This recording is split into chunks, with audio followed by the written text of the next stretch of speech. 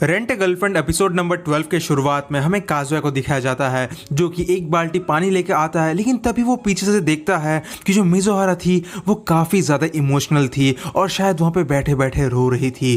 Kazuya को पूरा चीज़ realise हो जाता है कि अब तक जो भी मिज़ोहारा कर रही थी वो सब एक एक्ट ही है। असल में मिज़ोहारा अंदर ही अंदर काफ़ी ज़्यादा टूटी हुई है। और तभी जो स्पार्कलर था वो एकदम से बंद हो जाता है और मिज़ोहारा भी पीछे घूम के देखती है काजुया को और वो एक्ट करती है कि जो स्पार्कलर है वो काफ़ी स्मोकी है, इसीलिए उसका आंख में चला गया है और उसके आंखों से आंसू निकल रहा है।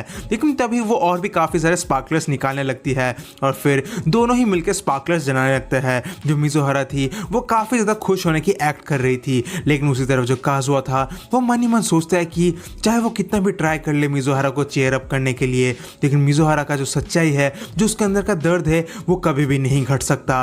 और वो मिज़ोहारा का काफ़ी तारीफ भी करती है क्योंकि इतना कुछ होने के बाद भी मिज़ोहारा काफ़ी ज़्यादा स्ट्रॉन्ग है। वो किसी को भी बॉदर नहीं कर रही है, वो अपने इमोशंस को पूरी तरीके से कंट्रोल कर रही है। लेकिन फिर उसे ये सारा चीज़ सोच के अपने ऊपर ही काफ़ी ज़्यादा गिल्ट फील होता है। वो याद करती है कैसे वो इतना ट्राई कर रहा है लेकिन फिर भी वो ज़्यादा कुछ कर नहीं सकता क्योंकि अल्टीमेटली वो लोग असली गर्लफ्रेंड नहीं बल्कि सिर्फ एक रेंटेड गर्लफ्रेंड है। काजुआ इन्हीं सब चीज़ों को लेकर सोचे जा रहा था, लेकिन जो मिज़ोहारा थी वो जितना भी स्पार्कलर्स थी उनको लेकर काफ़ी ज़्यादा इंजॉय कर रही थी और एटलीस्ट हम कह सकते हैं कि वो इंजॉय करने की एक्ट कर रही थी। उसी तरफ जो काजुआ था वो उसको हेल्प तो करना चाहता था, लेकिन वो किसी भी प्रकार से मिज़ोहारा को हेल्प नहीं कर पा रहा था।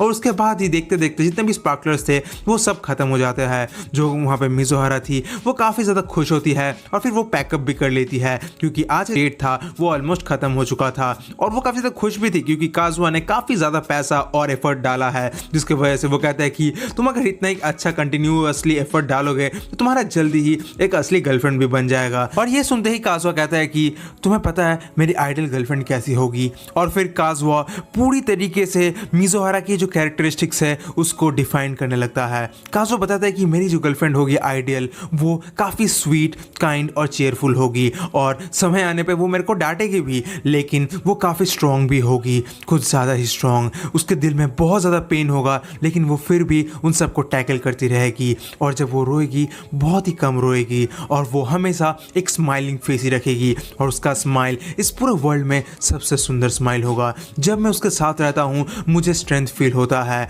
लेकिन फिर भी वो अपना जो इमोशन है वो कभी भी एक्सप्रेस नहीं करती। वो अपने अराउंड जो भी है उनको कभी भी अपने दुख के वजह से इफेक्ट होने नहीं देती और हमेशा हमेशा वो अपने चेहरे में एक स्माइल कैरी करती है। और ये सब कुछ सुनने के बाद मिज़ोहारा को भी रियलाइज हो गया था कि काजुआ असल में उसी के बारे में बात कर रहा है। और फिर दोनों ही एक दूसरे की तरफ देखते हैं और दोनों ही काफ़ी ज़्यादा इमोशनल हो जाते हैं। और तभी मिज़ोहारा अपने पास्ट के बारे में सोचती है जहाँ पे वो अलोन रहने से काफ़ी ज़्यादा डरती है, इसीलिए उसका जो ग्रैंडमा था वो उसको एकदम हक कर लेती है। मिज़ोहारा अपने ग्रैंडमा से पूछती है कि ग्रैंडमा क्या आपको डर नहीं है अकेले होने से। उसी ग्रैंडमा उसको बताता है कि जब तक तुम और मेरे हस्बैंड मेरे साथ है मेरे को कोई दिक्कत नहीं है। और फिर वो दोनों ही एक दूसरे को कंफर्ट करके सो जाते हैं और फिर मिज़ोहारा अपने ग्रैंडमा के साथ अंतिम मोमेंट के बारे में सोचती है और वो सोचने के बाद ही मिज़ोहारा एकदम से इमोशनली ब्रेकआउट कर जाती है। उसके आंखों से एकदम आंसू टपकने लगता है। मिज़ोहारा कैसे भी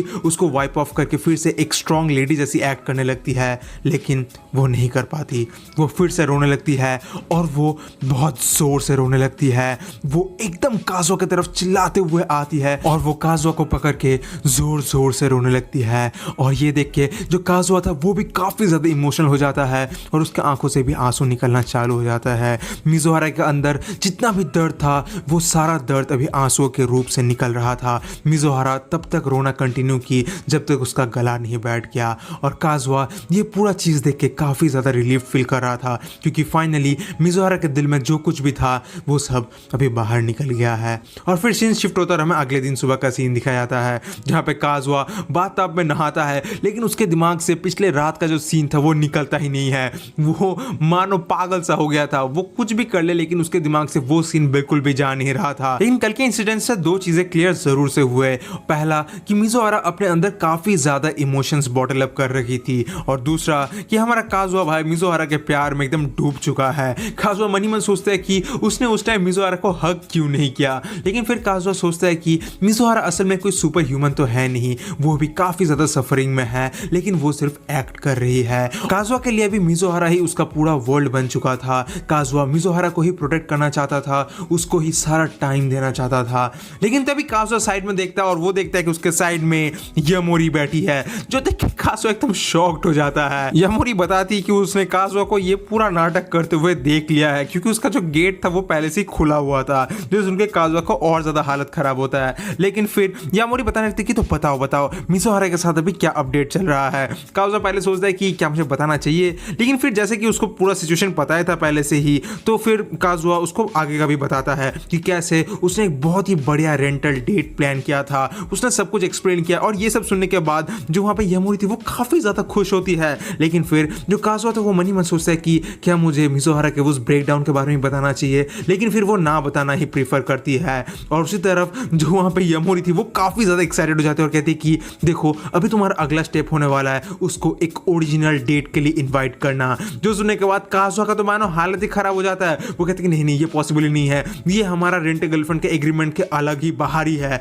जो सुनने के बाद यामोरी कहती कि देखो वैसे भी तुम लोग बहुत ज़्यादा ही करीब हो और वैसे भी तुम लोग नेबर्स हो, तो एज अ नेबर तो तुम लोग एटलीस्ट बाहर जा ही सकते हो एक साथ। जो सुनने के बाद जो काजुआ था वो पहले थोड़ा देर सोचता है, लेकिन फिर मना कर देता है। जो सुनने के बाद यामोरी काफ़ी गुस्सा हो जाती है और दोनों ही एक साथ झगड़ने लगते हैं। लेकिन तभी काजुआ एकदम से अपना जान बचाते हुए अपने रूम से ही लंच लेने के लिए भाग जाता है और फिर वो खाना खरीद के घर की तरफ वापस आता है। लेकिन उसके दिमाग में सिर्फ मिज़ोहारा के बारे में ही थॉट चल रहा था। उसे पता है कि मिज़ोहारा ने शायद सिर्फ उसी के सामने इतना ज़्यादा अपना इमोशंस को दिखाया है, लेकिन फिर उसे अगला स्टेप समझ में नहीं आ रहा था। वो सोचा था कि वो उसको ऐसे लीव तो नहीं कर सकता, लेकिन फिर वो अपने खाने की तरफ देखता है और कहता है कि एज अ नेबर शेयरिंग तो केयरिंग ही होता है ना। तो वो सोचता है कि वो इसी जो फ्रूट से उसको अपने मिज़ोहारा जो कि उसका नेबर है उसको शेयर करे। लेकिन जैसे ही वो गेट खोल के बाहर जाता है वो देखता है कि सामने ही मिज़ोहारा थी। मिज़ोहारा को देख के काजुआ एकदम से ऑकवर्ड हो जाता है। उसे अभी कोई आइडिया नहीं था कि वो कैसे बात को आगे रखे और कैसे बताए कि वो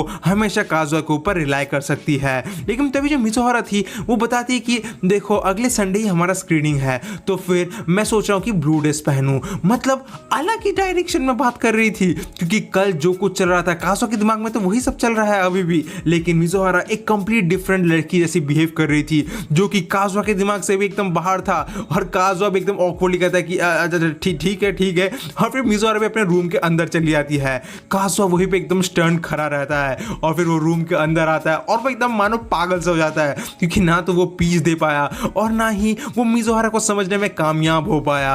और वो कहता है कि लड़कियां एक मिस्ट्री ही रहेगी। और फिर जो काजुआ था वो मन ही मन सोचता है कि कुछ भी हो जाए, लेकिन वो अभी भी अपने आप को बहुत ज्यादा कंट्रोल कर रही है। और ये सब कंटिन्यूअसली सोचते सोचते काजुआ का मानो दिमाग ही खराब होता है और वो वहीं पे लेट जाता है।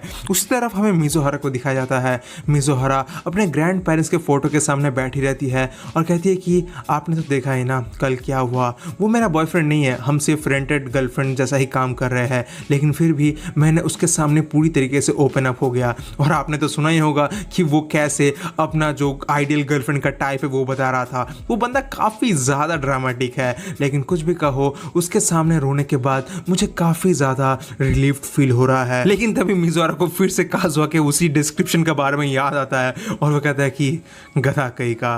और इसी के साथ ये जो एपिसोड और ये जो एनीमे है वो खत्म होता है। लेकिन चिंता मत करो, अभी भी पोस्ट क्रेडिट सीन्स बाकी है। पोस्ट क्रेडिट सीन में हमें दिखाया जाता है कि मूवी का स्क्रीनिंग फाइनली कंप्लीट हो जाता है और मूवी बहुत ही अच्छा बना था और सबको वो मूवी काफ़ी पसंद आया था, इंक्लूडिंग मिज़ोहारा और काजुआ, दोनों ही काफ़ी ज़्यादा खुश थे। लेकिन जैसे स्क्रीनिंग कंप्लीट होता है मिज़ोहारा काजुआ को ढूंढती है, लेकिन काजुआ वहाँ पे कहीं पे भी नहीं था। लेकिन तभी वहाँ पे ड्रामा टीम का लीडर ताबू से आता है और ताबू से बताता है कि काजुआ अभी जितनी बाकी के क्रू मेंबर्स से उनको थैंक यू बोलने गया है।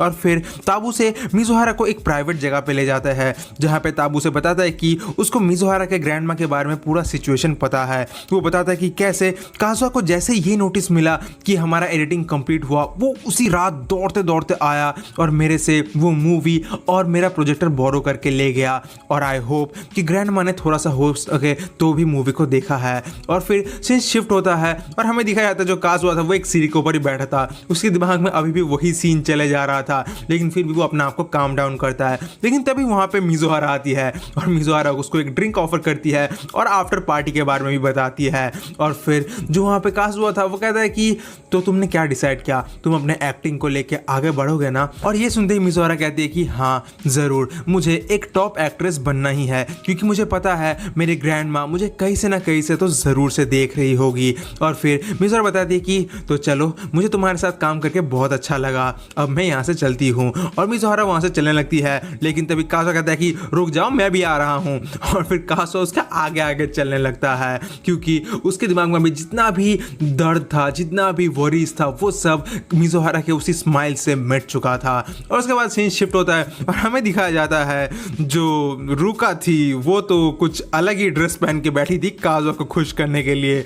और उसी तरफ हमें सुमी को भी दिखाया जाता है, और उसी तरफ येमुरी अपने कॉस्प्ले में बिजी थी। और फिर हमें एक बंदे को दिखाया जाता है जिसका नाम था योशोकी कीबे। वो फोन में किसी के साथ तो बातें करते करते आ रहा था, क्योंकि उसे किसी के साथ मिलना था। और फिर वो एक कैफे में मिलता है एक ग्रैंड माँ के साथ, और तभी वो देखते हैं कि ग्रैंड माँ के साइड में ही एक लड़की उसको बुला रही थी, और वो लड़की और कोई नहीं बल्कि मामी थी। और उसके बाद फिर से सीन शिफ्ट होता है और हमें काज़ुआ और मिज़ोहारा को दिखाया जाता है, जहाँ पे मिज़ोहारा काज़ुआ का आगे फिर से चला जाता है, लेकिन काज़ुआ एकदम दौड़ के जाता है और फिर से दोनों एक साथ आगे बढ़ने लगते हैं। और इसी के साथ ये एपिसोड और ये सीजन खत्म होता है। तो गाइस, मिलते हैं अगले सीजन में। Till then, bye bye, stay safe.